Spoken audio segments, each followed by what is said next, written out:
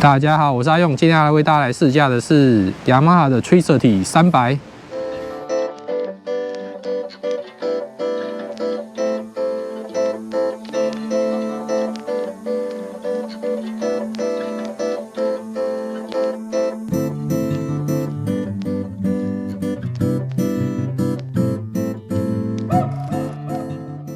好，你看雅马哈 Tricity 300呢，它是一台3轮的CVT 的大洋，那基本上它是基于 XMAX 的动力单元还有后悬吊这部分的一个架构，所以你看这台车子，你从它的车把手这边的一个界面的控制，然后包含它的 Keyless 的这个系统。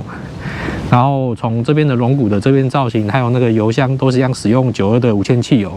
然后它引擎的部分呢，也跟 XMAX 是一样的。它引擎的部分也是单缸的 SOHC 的引擎。然后马力呢是有29匹马力，在9250转的时候爆发。然后最大扭力是3公斤米，然后在5750转的时候爆发。在后悬吊部分，它其实跟你如果不看上面的车壳部分啊，你就发现它其实也是一样，就是跟 XMAX 是一模一样，包含它的这个排气管的部分呢，也是一模一样的排气管。可是还比较不一样的地方是呢，在前轮的部分，它跟前后轮都是用14寸的轮胎，然后XMAX 呢是前轮是用15寸的轮胎，后面是14寸的，是它一个比较不一样的。然后在车灯的部分，当然造型跟 XMAX 也是不一样。那可是前面的车头灯呢是用 LED 的，可是 XMAX 在方向灯跟前后方向灯的地方都是用 LED。好，不过 Tricity 呢，它的方向灯、前后方向灯都是用卤素灯的。然后风镜的造型呢，有发现这两个风镜几乎 XMAX 跟 Tricity 也是一样造型的风镜啊，看起来应该是同样的一块。然后在前轮的部分呢，它是采用了阿克曼的转向系统。它的转向系统其实是非常的特别啦。那它在弯的时候，它的轮子的那个夹角的地方，它不是像你想的说它是一样的角度，它其实是会有一个一边是比较内侧，一边比较外侧这样，然后让你我相信它可能是这样设计，是让它在过弯的时候的转向，然后是会比较顺。然后那这两个既然是独立的轮子呢，它有独立的避震系统。然后，所以它的一支轮子它有2个避震器，然后各自有一个碟盘。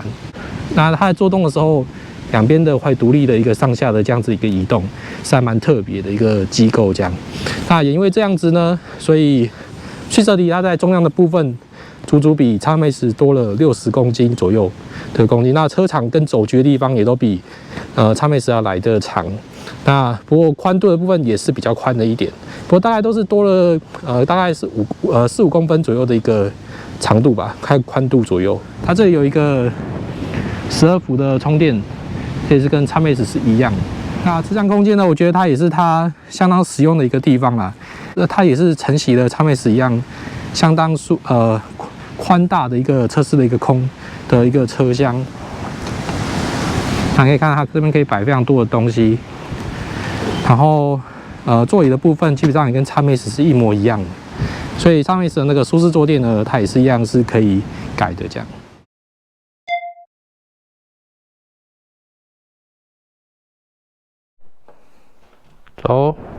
走了，我们要去签 Tricity。那我这次呢，我想要做一些比较完整的一些测试，像是说日常的实用性，然后在车子跟在高架的部分啊，跟在快速道路，然后或者是说在山路的部分，它的操控起来的感觉，然后是怎么样？那我这边是蛮想要帮大家来体验一下的。后面很冷，你要不要在里面等一下？3/4的安全帽。4/4安全帽 ，OK， 它是轻松，完全不用压。好，我刚刚把下巴支架给拆掉了，我来试一下 XL 的 X14的摆进去。哦，没有压啊，没有压。OK， 正常的关闭。那第2顶可以再下得去吗？第2顶地上可以，我们当时有去测试过这个，好像不能这样摆。哎，这样也可以耶。OK。哦，正摆也可以，对啊，但是全罩就全罩又不可能，就不太行吧？因为X14后面那边又很大，可能会卡住，就它后面那个压尾造型。试试看。哦，这样子摆会小压，需要像我小压这样。对。是一个背包加上全罩安全帽。哇！看关上去，轻松。我记得我之前是X14是不行的，你的那个你看光对啊，你看这里就已经太高了。哎，如果反过来，你看这样不行，看这样就不行了。如果反过来应该也不行。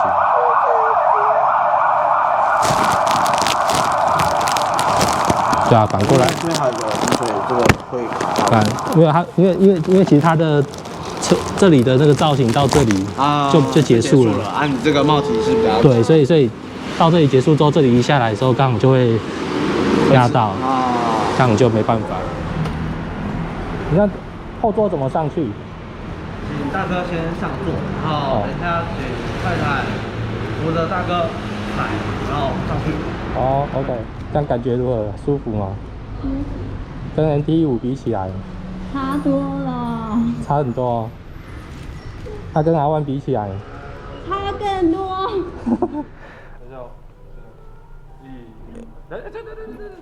再往前，1、2、3，好，好，吓我想说，真的是重到有点推不动了。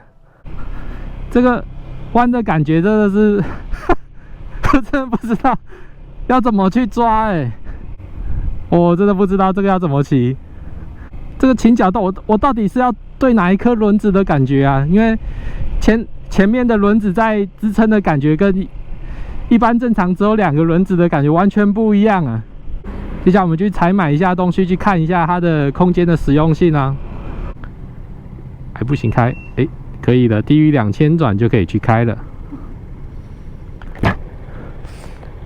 哎，油还剩一半，是要去加个油啊。一般的机车停车格塞得下吗？哼，整个屁股都推在外。拉手刹车 ，AGV Pista GP-R。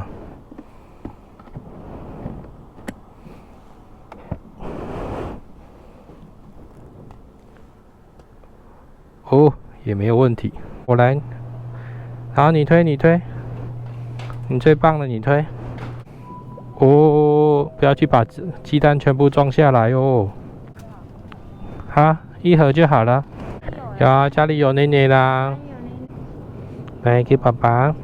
哦，你好棒，好棒哦，你好棒。好，你好乖。我明天吃火锅。宝贝，宝贝，这里，哎。啊，我们要去算钱，走走走。这刚买的东西，买了这么多东西，几乎都还是很空的。你觉得这个空间实用性如何啊？应该可以买1个礼拜的分量。1个礼拜的分量，真假的？哎，好像还可以哈。像我们像我们一家3口这样子，几乎可以买1个礼拜的分量都没有问题。这个袋子还是空的。加油，请开始加油。它只要加92的无铅汽油，油箱13公升，油耗的话好像是每公升可以跑32公里，非常的省油啊，而且又很省钱。哦，满了。好咯，里程数归0，顺便试一下明天的油耗怎么样，还有看明天跑了多少里程数。你会想要换这种车子吗？不会。为什么？因为造型太奇怪了哦，车头的造型吗？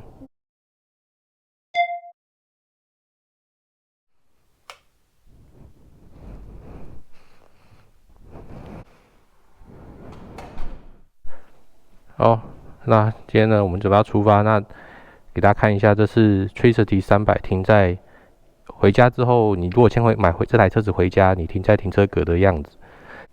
就像这台车长2.25米，然后比Xmax 的2.185米，它的那个车长大概多了6.5公分，所以你在放下去的时候，你的前后空间会比较局促一点。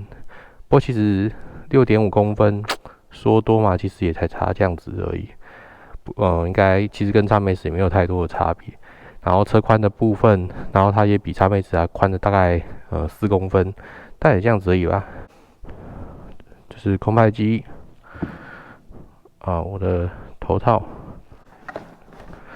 摄影包下去，轻松观赏。但因为这台车子不是我的，所以我要自己带USB 充电线，还有这个之前我用在 Xmax 上面的这个12伏车充转 USB 的这充电器。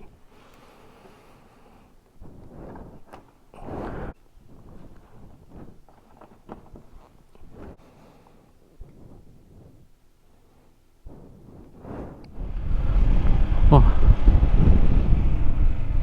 好冷哦！还有穿的够多，我裤子都穿了2件。今天气象预报桃园的温度是14到19度啊。这种很冷的天气啊，真的是这时候就蛮希望说有个像 T-Max 一样的加热手把或者是加热坐垫，那应该坐起来真的非常的爽吧。从昨天到现在，我还是有点不太适应的地方，就是说我不知道怎么去抓它的那个倾角，因为就会有一个恐惧感，就是说，你今天在骑这台车子的时候，如果你在下倾角，然后原本你会一直意识都一想说前轮有2颗轮子，那当你今天在下倾角的时候，这2颗轮子它会不会？原本都是2轮着地嘛，会不会突然在你倾角稍微大一点的时候变1轮着地，然后你会突然一种抓地力从2颗变1颗，就是少了一半的那种感觉，然后会有恐惧说这样子会不会因为这样子，然后就前轮就滑掉，就摔车。以目前来说，在正常的骑乘来说，我觉得它的前轮你就觉得说非常的稳，虽然说是当然我刚刚讲说会有那种会怕的感觉，但是你的自己个人的一个心理因素啦。然后不过实际上，如果你真的在骑的时候，你会感觉到前轮有一个强大的那种抓地力，好像牢牢的把你的轮子定在前方的感觉，所以又会让你觉得说，好像可以做更大幅度的一个倾角，但是心里面又很抗拒说多做那样子大幅度的一个倾角，这是相当矛盾的事情。然后像昨天到现在，反正我遇到红绿灯的时候，我会启动这个 SAS 的这个车身直立系统，然后其实你就可以很轻松，我的脚就不用去撑地，你看我双脚就几乎可以放开来这样子。就是在停红灯，这样它其实还蛮舒服的。这跟骑以往2轮的那个轮子是不一样。然后绿灯的时候呢，其实你就只要像这样子补一下油门，补到超过2000转，然后车子就可以直接解除这个 SAS 的直立系统。接下来我们就来到西滨61快速道路啦，从大园这边往巴黎的方向，我就一路听着导航，希望我不会被带到奇怪的地方，或者是走错路啊。我走错路就很麻烦。一到台北的时候，你走错路的时候，你在快速道路走错路，你就可能就会绕一大圈。那我跟阿迪预约说，我在7点半前，不，在7点之前要能够到新店的台雅加油站。人生第一次骑着3轮的机车上快速道路，现在没有人可以打远光灯。你在高速的时候，真的是骑起来路感很特别。你好像就像骑着，像是那种越野沙滩车的那种感觉，哈哈。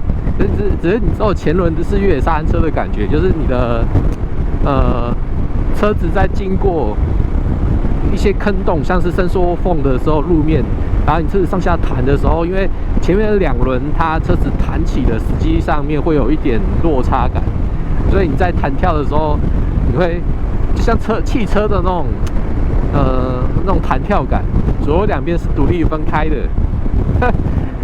真的很特别，它的前轮有2颗，等于是有2倍的前轮的转向的抓力。看，在扭的感觉，完全在高速非常稳。但我不敢做真的太大幅度的压车啦，因为毕竟还是我们现在在高速，还是以安全的考量为主啊。趁现在夜黑风高，偷偷来试一下它的加速啊！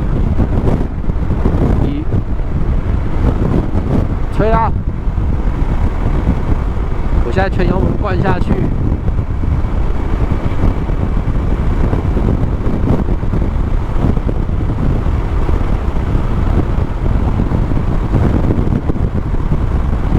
加速非常的疲软。116就有点吹不上去了，才116就有点吹不上去了，真的吗？我骑XMAX的时候，它的极速我记得那时候有4到140左右吧，140、150的样子。你看，真的。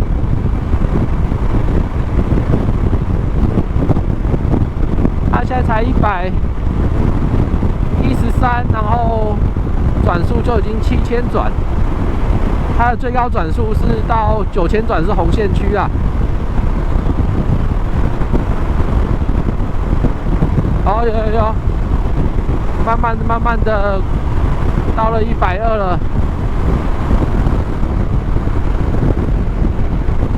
好啦，今天的天气呢，那个东北季风吹的风力也是蛮强的，所以逆风在行驶上面也会造成说你的速的攀升的速度上，自然就可能没办法那么的快。那在高速巡航的时候，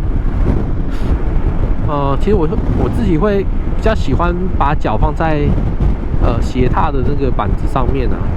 好，但是这台车子跟XMAX一样有同样的缺点，就是你的脚放在斜踏的脚踏上面的时候是没有办法，大腿的部分的膝盖的角度没办法是非常的呈现，没有办法呈现一个非常舒适的一个角度。就是我觉得我还是弯曲的比较多，就是有一点憋着的感觉。那这个问题呢，跟我以前骑XMAX的时候是一样的。哇，在高速的时候你会觉得有挡风的风镜啊，真的是非常的舒服啊，你会觉得风都从你的周围都掠过去了。好，现在体验一下它的夜间的照明度，其实还算 OK 啦。好，我觉得好像跟我觉得好像比XMAX还要好一点。所以大家可以看一下这个画面，但可能 GoPro 的曝光时间可不太一样，所以你可能看到的画面跟我实际视觉看到的画面是有点差。但是就我自己视觉来看的话，这个 LED 的照明大灯的广度是还不错，它应该能够至少有3、4个车道这么广的一个宽度。这台车坐高是795 mm， 那它的坐高跟XMAX是一模一样高的，那坐垫的设计也跟XMAX是一模一样。那所以坐起来舒适度呢，可以说就是等于就是跟XMAX是一模一样的那种感觉。所以你双脚平踏，应该说双脚踏地的时候，也跟XMAX的感觉是一模一样啊。现在是清晨最漂亮的黎明的时候，不过我看到前方的这一片乌云，我觉得今天可能去宜兰应该会有一段路是雨战。哇，还好我雨衣是买的，因为我平常老实说我已经很久没有穿过雨衣了。接到台北来了，哇，在台北这个高架道路，我真的不知道刚刚有没有走错。我现在只有用听导航的跟我的指示，你现在说什么高架道路继续靠右？到底是我们这样靠的右，到底是不是他讲的那个右？我不晓得啊。方向看起来是往新店没有错啊。哦，这里就已经下了，所以还好，这应该没有一个，这已经有强迫下交流道。哦，好像已经到了。我看到阿迪的车子了。咦，阿迪嘞？哇，又来大台耶！对啊。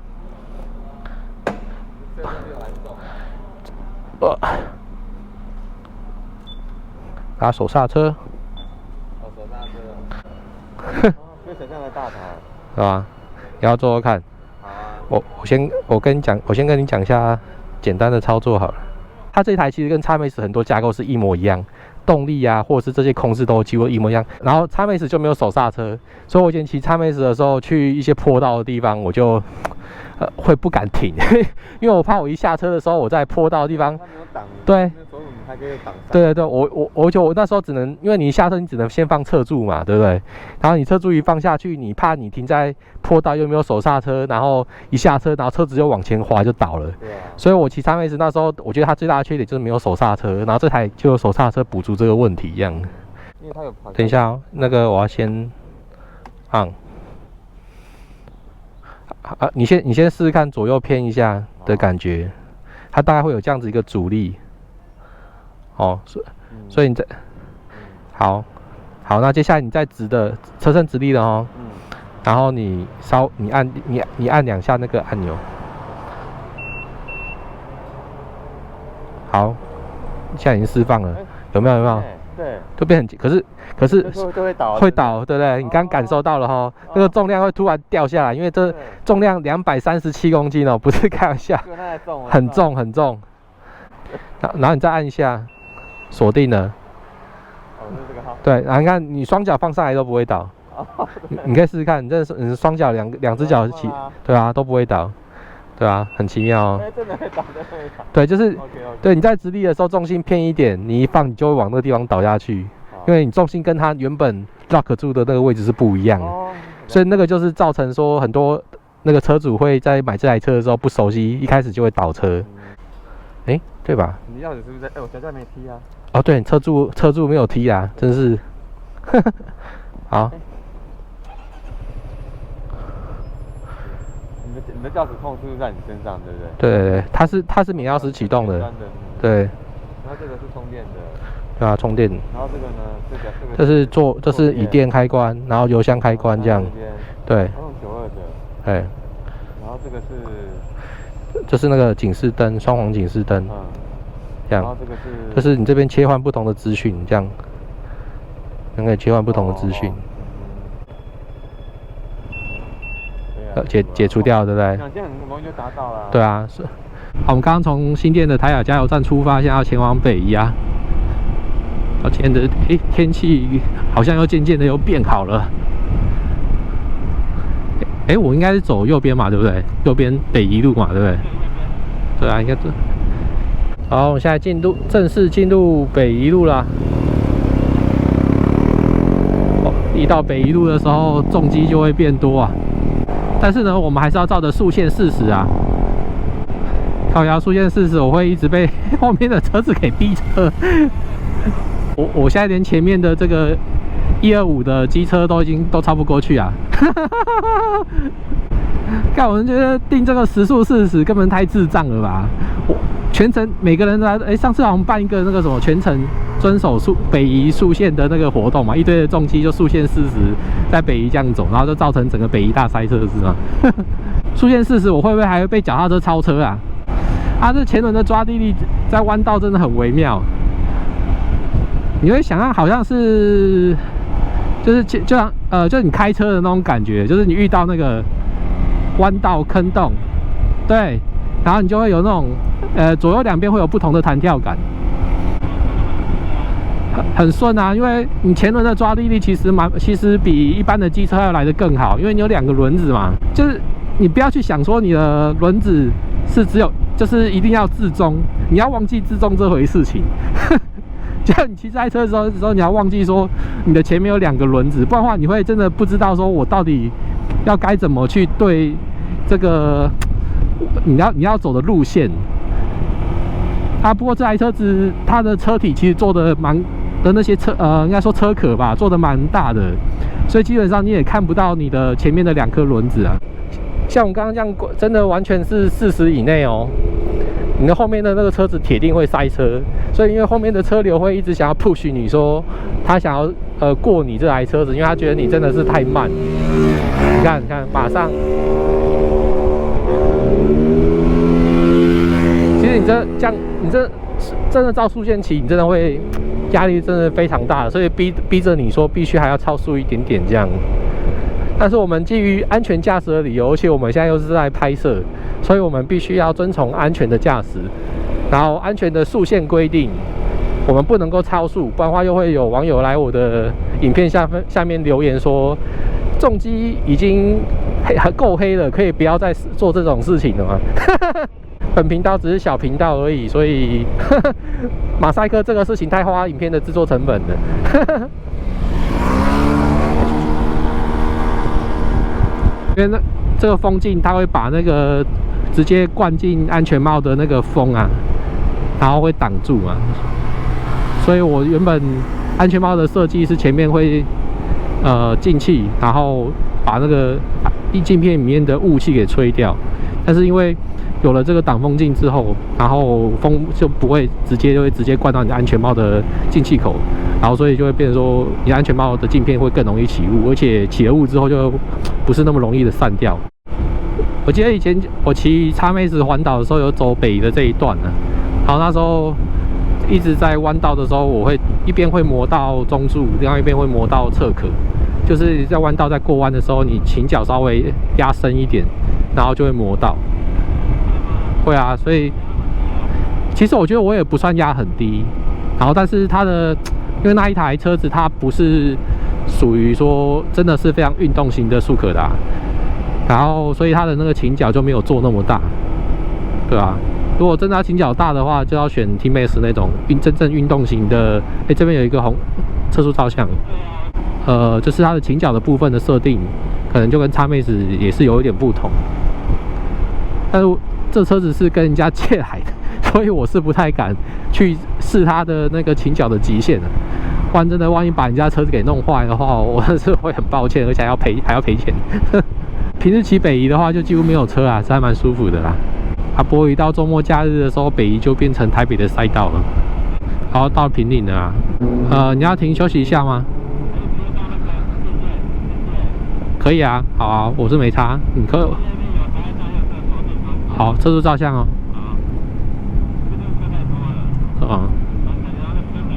是车展没有错啊。这里假日一到就是变成那种车子的聚会场所了。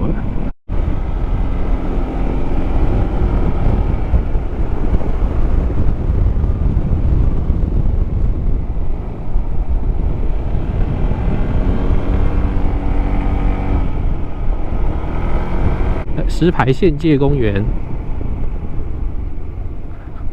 前面吗？对啊。茶叶蛋已经有了耶。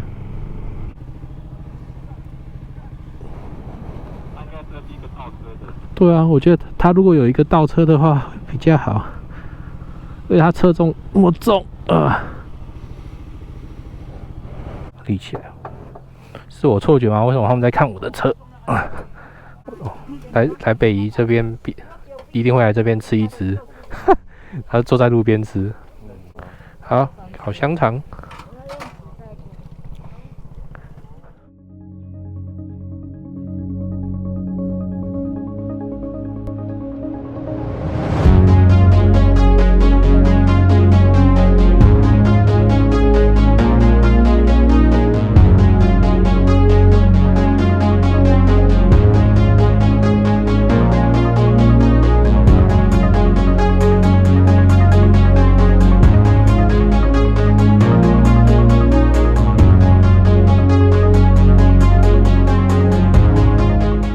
对啊，那台 Kawasaki 的 H2， 那是涡轮增压哎。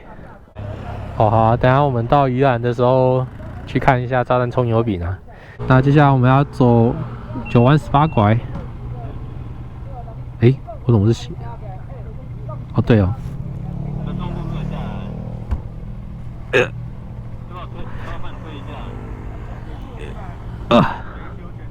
好，太重了。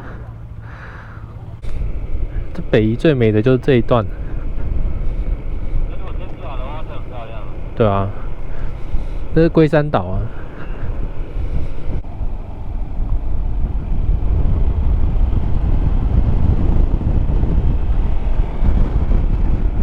我都很怕会磨到了，不敢压。这种车好像都会先，哇，超漂亮的，有没有？就是它会先让我先磨到中柱啊。对啊，所以我还想说它是不是？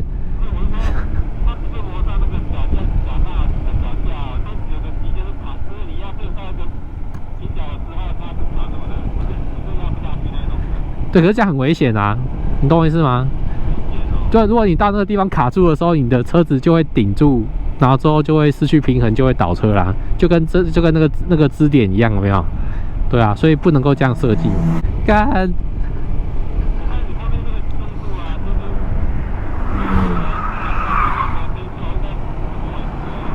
应该不止磨了一次哦，对吧？它倾角太小了啦，一直磨到，所以这台车子的倾角就做的。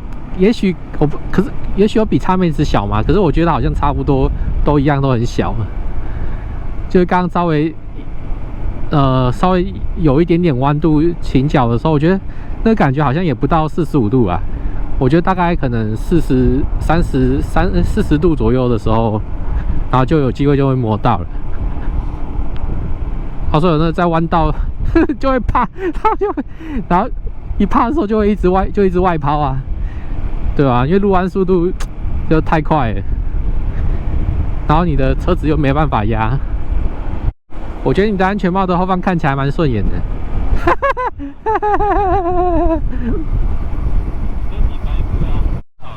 对啊，我不知道为什么它这个每次解除跟设定的，我看这哔哔声蛮大声的。你看连我不知道怎么设定把那个哔哔声给取消。不过连你都在我旁边都听得到的话，那应该是真的是很大声啊！是有没有必要做这个声音逼出来？我是不晓得啦。你看哦，你看要逼一下，对啊，大家都会听到说你在那边哔哔哔，还以为是什么发生故障的。对啊，一直逼一直逼，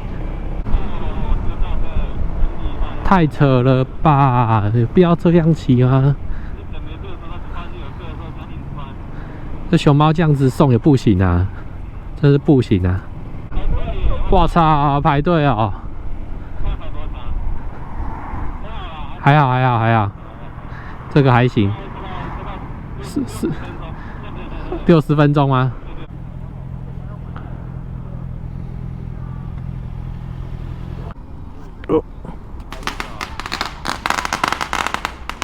他排队排成这样。他车子停在这边，大概一般的停车格的长度好像是都还 OK 的。好啦，不过这不是重机应该正确的停法，重机是不应该要停那个机车停车格。可是我也觉得这是蛮奇怪的法规啊，为什么重机还是就是机车啊？然后虽然说要重机比照机车，但是有时候真的蛮浪费空间。车长的比例其实比一般的挡车都还是要来得长的，它比这种2.2米多的车长嘛，不过看起来是还 OK。习惯之后就没有觉得它真的是有那么的巨大，然后宽度上面也都还算是一个合理的宽度了。排队还这么长就已经开始点了。好，你呢？2个加上。好，等一下到前面要找一下10连制哦。看它10连制，摊位要什么10连制的啊？他那么早跟我们点餐是有什么样的好？是会加速吗？对啊，他又不是一次大量生产，这样子啪一次会出来个几百片这样。对啊，他也是一片一片弄啊。对啊，他这样是预购什么意思？对啊，他是要预购是叫我们不要跑掉的意思吗？我这次那个它里面的蛋都是半熟蛋。来自己蘸酱。哦，自己蘸酱。自己沾，这边自己沾。哦，好。还要这个比较好。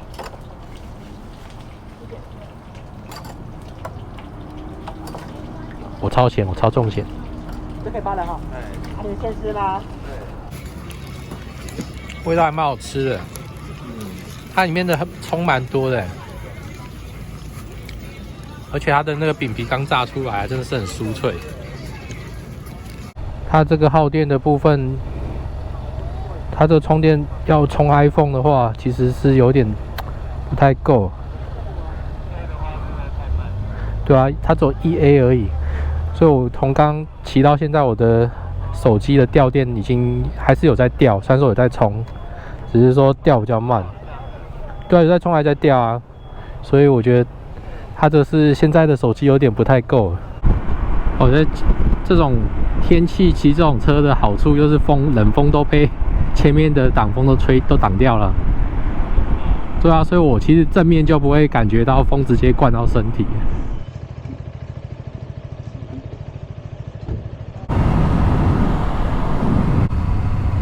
还不错哦。可是想到那个很恐怖的前脚磨到的那种感觉，对不对？那时候就会有一点那个心理的阴影啊。加速就弱就顺，就应该说就是顺啊，没有什么太强的冲劲，但又不是说真的非常的没力，就是你可能代步通勤一样够用。因为我车它的极速大概120嘛，然后从这个120以下，其实也是大部分的人最常用的比较实用的速域啊，对不对？很少有人会骑超过120嘛。一般代步的话啦，但是你真的要配的话就不够了。很好。对啊，而且你有没有觉得前面的震动感不太一样，对不对？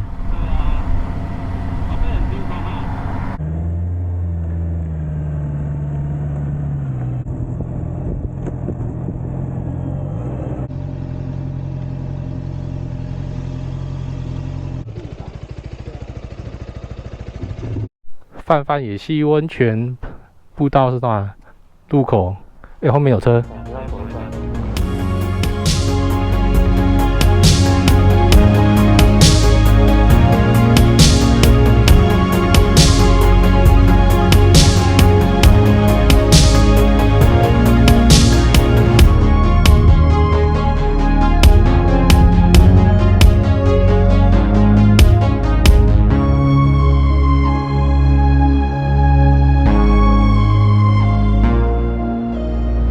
厕所现在还不能够开放给别人用。他这边去野溪的人，真的就要能够野溪就地解决。这边吗？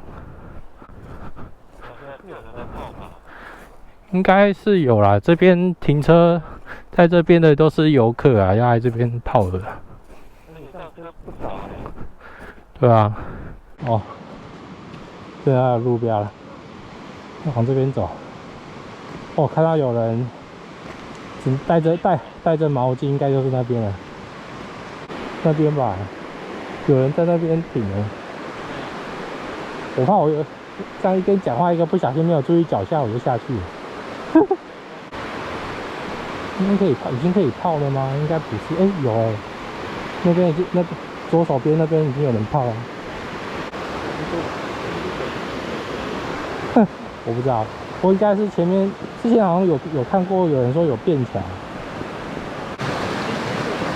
温的、哦。屁呀！嗨，你好。啊，这里的水的颜色不太一样，热的吗？温的哦，真的有温。你放久一点就会烫的。看，不要再盖我。真的，你看，你放久一点就会变烫的。这种很铁质的啊。但是有30度哦。在路上有。有啊，应该有。这里号称是最容易到的野溪温泉。对啊，我看网站上面介绍这样。不的，要不要去看一下？好啊，既然都来了。放心，你的鞋子是防水的，只是会脏掉而已。新鞋就要脏，就要开包了。对，不要让我摔倒啊！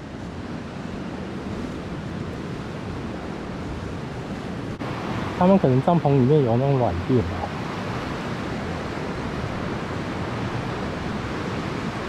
帐篷，然后一边在这边洗澡，半夜的时候一起来洗澡。嗯。你看旁边这个，现在是可能是很多换的。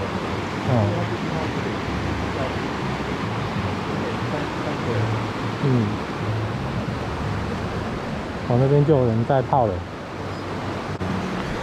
你要泡吗？那下一直聊怎么泡？泡脚。哈哈，要再穿，要等它干。好吧。好吧。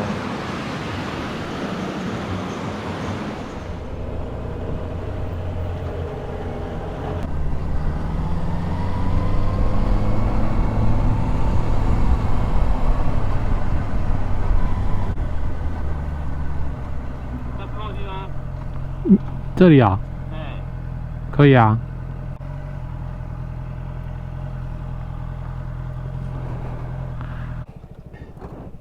这里可以。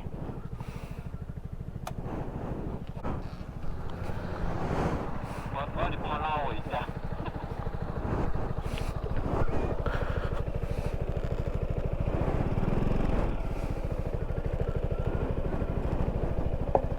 哎，可以吗？沉小平有很难顶的。好。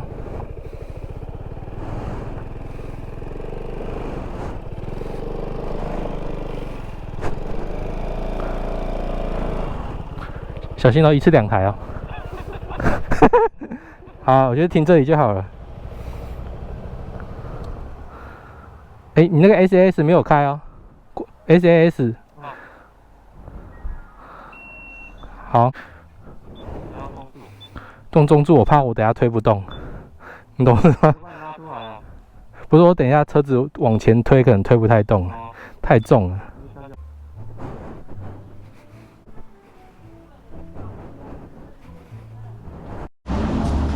这一碗才60块，这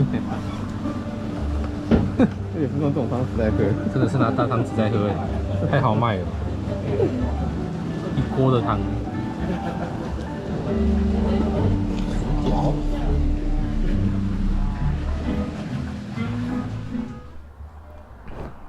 吃完喽，哎，看看这台车子到现在都还没有倒车哎，停在这么斜的地方，还真还不错啊。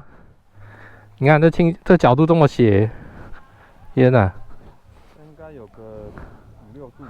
对啊，我想要停在斜坡一点怕怕的，但是哎，看起来也都没有问题。哇，我真的跨不过去哎！我放弃，柔软度没有你那么强。这一瞬间脚抬起来，一瞬间赶快跨过去啊！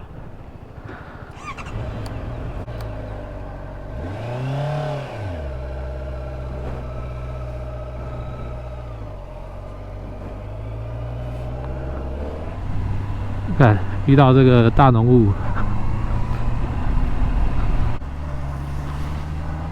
镜片里面起雾，外面也是水珠，眼镜也跟着起雾。我现在都是紧紧的盯着你的2个车灯在转弯，就是你经过的路线，然后我就记在脑海里，就大概说等一下可能是要循着这样子的曲线弯这样。然后勉勉强强的看得到道路2边有画白线，好漂亮啊！对啊，但是什么都看不到啊。对啊。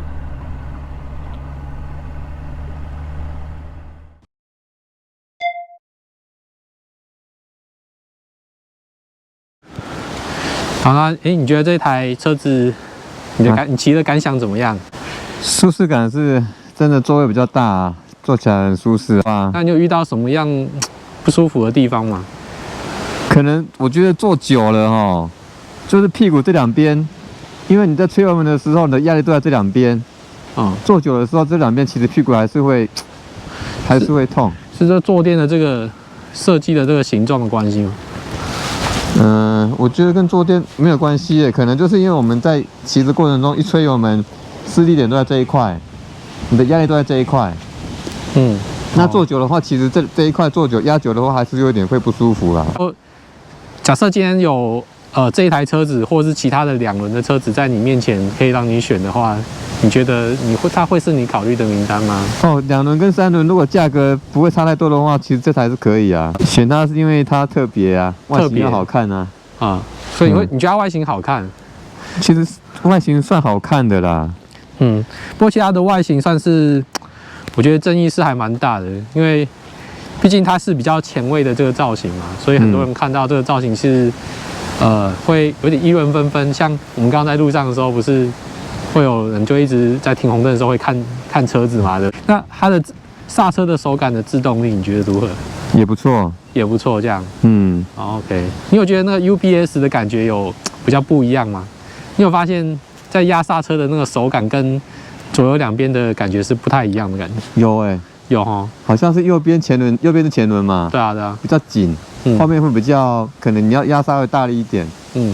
因为它就有一个联动的那个效果啊，其实是你在压一边的时候，另外一边同时也会有一个拉的那个力道，会让你觉得，假如你一边拉的比较用力，另外一边就会变得比较松一点的感觉。那它现在还有一个这直立的这个 SAS 这个系统啊，你觉得它的辅助效果觉得如何？辅助效有感觉，是蛮有感的啦。对啊，是蛮有感的哦。有感。怎么说？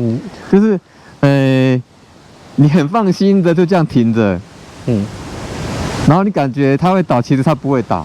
然后我们刚刚其实有一段路，我们停在斜坡上面，它也蛮稳的。甚至脚架有人放下来，可是它也不会去往旁边前倒，都不会。我觉得它如果是可以有一个自动的一个判断的话，就是不要每次都按那个按钮，对不对？你看它每次按那个按钮的时候，我觉得它有个缺点，就是会有那个声音很大声，对，都要给你哔一下，对不对？它一路这样子。锁定的时候哔1声，解除锁定的时候哔2声，是让你觉得会觉得有点烦哦。可能连旁边停车的人都听得到。对啊，声音真的蛮大声的，而且我真不知道那个怎么关。它的起步，它的加速，起步加速，有点没有那个力量给你很充足的感觉啦，就是它顺的加速。它不是像那种我们这种打档车一吹，可能油门不用到吹到一半，轻轻一吹一下就有，可这个吹到底的时候，它还是给你顺的加速。不过至少还上得去啊。像我们刚刚在北横那边那些法峡湾的地方，其实算是角度还蛮大的陡坡。对，它上得去，其实还是可以上得去。对，所以这部分应该算是动力算是够，但是不到说真的是让你觉得非常的充分。应该大部分台湾山区的路面啊，应该都算是蛮称职的。所以我觉得它，你觉得它用来当做是通勤跟旅行车，应该都还蛮不错的吧？旅行车不错啦，通勤的话，如果市区的话，其实我怕，因为怕会 K 到旁边的车，因为它车宽是有点比一般的白牌的重机来的宽一点，所以它其实不太好去，感觉就不太会有那个信心去钻那个车缝。对，去钻那个缝，会怕。但是旅行的话是蛮好用的。那停车呢？停车你觉得它好停吗？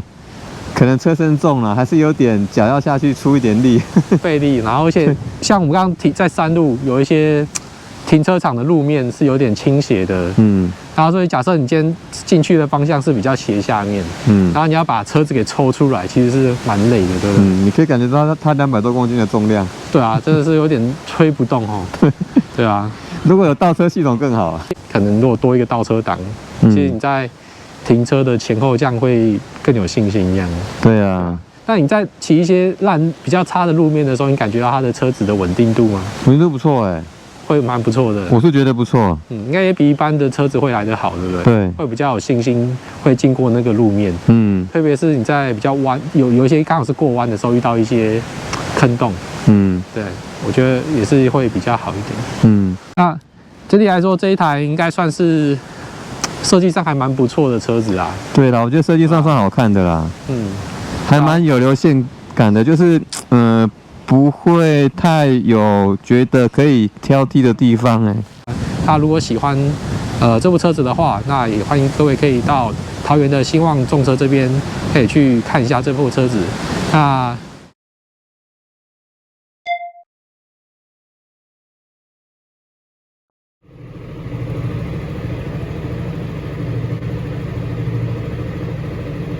好，那今天影片就到这边。那如果喜欢我的频道的话，那就好，那好，好，等一下再一次，完全可以剪片。